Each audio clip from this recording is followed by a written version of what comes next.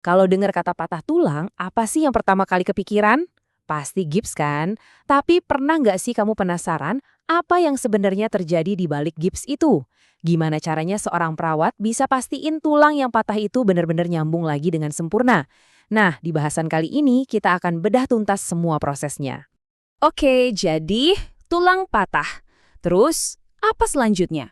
Apa benar sesimpel itu datang terus langsung dipasang gips, selesai? Eits, tunggu dulu. Jawabannya ternyata nggak sesederhana itu loh. Ada sebuah proses yang jauh-jauh lebih rumit di baliknya. Yah, ini bukan cuma soal gips. Ini tuh soal sebuah proses yang sistematis yang dirancang dengan sangat teliti buat mastiin pemulihan yang optimal. Ibaratnya nih, ini tuh kayak kerjaan detektif yang lagi mecahin kasus. Setiap langkahnya penting. Yuk, kita mulai investigasinya. Oke, kita masuk ke langkah pertama, pengkajian menyeluruh. Nah, disinilah peran perawat berubah jadi kayak detektif. Tugas pertama mereka, mengumpulkan semua petunjuk sekecil apapun untuk ngerti gambaran besar dari apa yang sebenarnya dialami pasien. Dan proses investigasi ini dibagi jadi 3 tahap utama. Pertama, ada anamnesa. Ini tahap wawancara pasien buat dapetin ceritanya. Kedua, pemeriksaan fisik, di mana kita cari bukti-bukti langsung di tubuh pasien. Dan yang ketiga, pemeriksaan diagnostik. Ini kayak kita pakai kaca pembesar super canggih buat ngintip ke dalam. Sekarang kita bedah tahap pertama, anamnesa.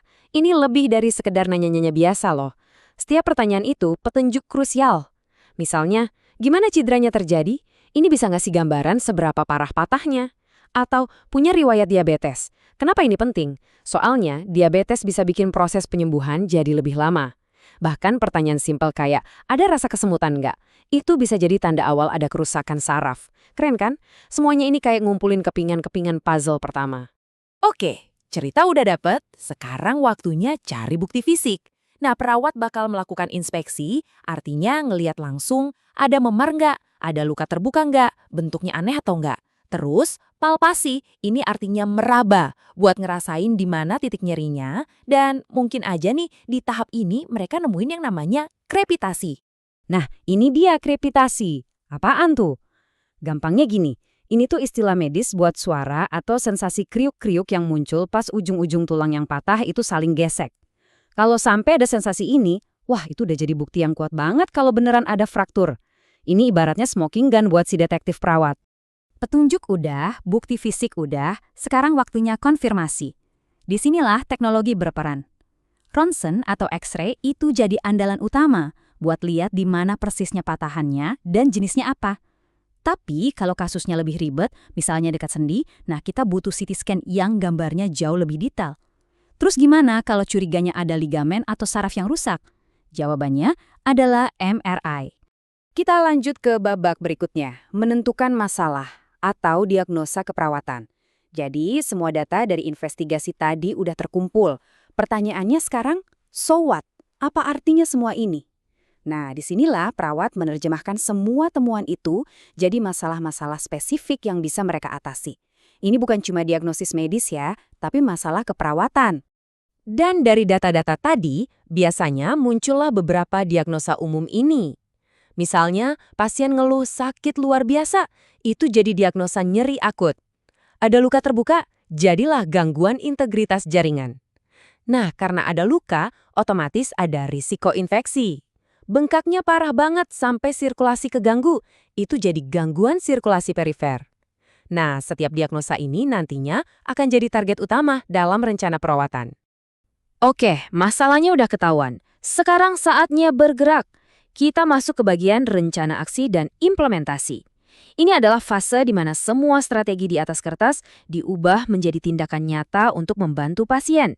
Slide ini nunjukin dengan jelas banget gimana rencana jadi aksi. Coba lihat. Rencananya, pembelian analgesik. Aksinya, ya ngasih obat pereda nyeri ke pasien. Rencananya, imobilisasi fraktur. Aksinya, memasang gips atau penyangga. Jadi kelihatan kan, ini adalah jembatan langsung antara apa yang harus dilakukan dengan bagaimana cara melakukannya. Tapi, ingat, tindakan itu nggak melulu soal fisik. Nah, kutipan ini penting banget. Memberikan dukungan emosional dan edukasi kepada pasien. Ini tuh bagian yang krusial banget. Menenangkan pasien yang mungkin lagi panik atau cemas, ngasih penjelasan yang bikin mereka ngerti, itu sama pentingnya loh dengan masang perban atau ngasih obat. Rencana udah dijalankan, aksi udah dilakukan. Terus gimana hasilnya? Apa semua berjalan sesuai harapan? Nah, kita sampai di tahap terakhir, evaluasi. Ini adalah momen buat ngecek, apakah rencana kita benar-benar berhasil atau enggak. Pertanyaan kunci pertama saat evaluasi, gimana rasa nyerinya? Udah terkendali belum? Perawat biasanya pakai skala nyeri dari 0 sampai 10. Misalnya nih, targetnya skala nyeri harus di bawah 3. Tapi pasien masih ngerasain di level 7. Nah, ini tandanya rencana yang tadi harus diutak-atik lagi. Pertanyaan penting berikutnya, gimana sirkulasi darah dan sensasinya? Normal nggak?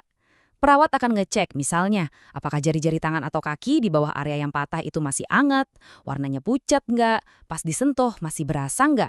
Ini pemeriksaan yang super penting buat mastiin nggak ada komplikasi sirkulasi gara-gara gips yang terlalu ketat misalnya. Lalu khusus buat kasus fraktur terbuka, ada pertanyaan yang wajib banget. Ada tanda-tanda infeksi nggak? Perawat bakal merhatiin banget lukanya. Ada kemerahan yang aneh, bengkak lagi, atau amit-amit ada nanah? Mencegah infeksi itu udah jadi prioritas nomor 1 di sini. Nah, ini dia poin yang paling penting. Gimana kalau jawaban dari pertanyaan-pertanyaan tadi itu tidak? Misalnya nyeri belum terkendali, apa yang terjadi? Prosesnya dimulai lagi, betul. Proses keperawatan itu bukan jalan lurus satu arah, tapi sebuah siklus. Kalau evaluasi hasilnya kurang baik, perawat akan balik lagi ke tahap pengkajian, cari tahu apa yang keliru, dan bikin rencana baru yang lebih baik. Jadi sekarang kita tahu kan, di balik sepotong gips yang kelihatannya simpel, ternyata ada sebuah proses keperawatan yang sistematis dan luar biasa detail. Proses inilah yang jadi fondasi untuk memastikan pasien bisa pulih dengan sebaik-baiknya. Nah, pertanyaannya sekarang, dengan semua kemajuan teknologi yang ada, kira-kira bagaimana ya proses fundamental ini akan berubah di masa depan?